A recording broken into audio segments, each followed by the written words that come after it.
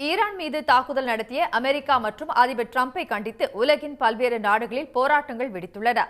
போர் நடவடிக்கைகளை டிரம்ப் உடனடியாக நிறுத்த வேண்டும் என போராட்டத்தில் ஈடுபட்டவர்கள் வலியுறுத்தியுள்ளனர். இஸ்ரேல் ஈரான் இடையிலான மோதல் தீவிரமடைந்து வரும் நிலையில் ஈரானின் அணு உலைகள் மீது அமெரிக்கா தாக்குதல் நடத்தியது உலகம் முழுவதும் பதற்றத்தை ஏற்படுத்தியுள்ளது.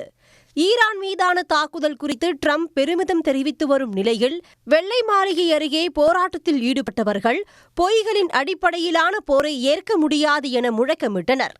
அமெரிக்காவின் நியூயார்க்கில் நூற்றுக்கணக்கானவர்கள் திரண்டு போராட்டத்தில் ஈடுபட்டனர். அப்போது டிரம்புக்கு எதிராகவும் ஈரானுக்கு எதிரான போரை நிறுத்த கோரியும் அவர்கள் முழக்கங்களை எழுப்பினர்.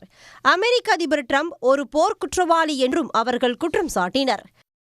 கனடாவின் டொரண்டோ நகர் அமெரிக்க தூதரகம் முன்பு போராட்டத்தில் ஈடுபட்டவர்கள் பாலஸ்தீனியர்களுக்கு எதிரான இன அழிப்பில் ஈடுபடும் இஸ்ரேலுக்கு டிரம்ப் ஆதரவளிப்பதாக புகார் கூறினர். இன்னொரு போரை உலகம் எதிர்கொள்ள முடியாது என்றும் அவர்கள் கவலை தெரிவித்தனர்.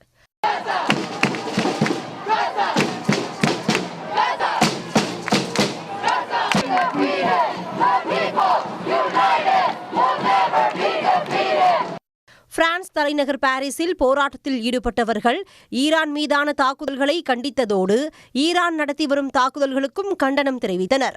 ஈரான் மீதான அமெரிக்காவின் தாக்குதலை கண்டித்து பாகிஸ்தானின் கராச்சியிலும் ஏராளமானோர் போராட்டத்தில் ஈடுபட்டனர். உலகம் முழுவதும் அமெரிக்காவின் நடவடிக்கைகளுக்கு எதிரான போராட்டங்கள் தீவிரமடைந்துள்ள நிலையில் உலகம் முழுவதும் உள்ள அமெரிக்கர்கள் எச்சரிக்கையுடன் இருக்க வேண்டும் என்றும் பயணங்களை கவனமாக திட்டமிட வேண்டும் என்றும் அமெரிக்க வெளியுறவுத்துறை அறிவுறுத்தியுள்ளது. உடனுக்குடன் செய்திகளை தெரிந்து கொள்ள சன் நியூஸ் பெல் ஐகானை கிளிக் பண்ணுங்க.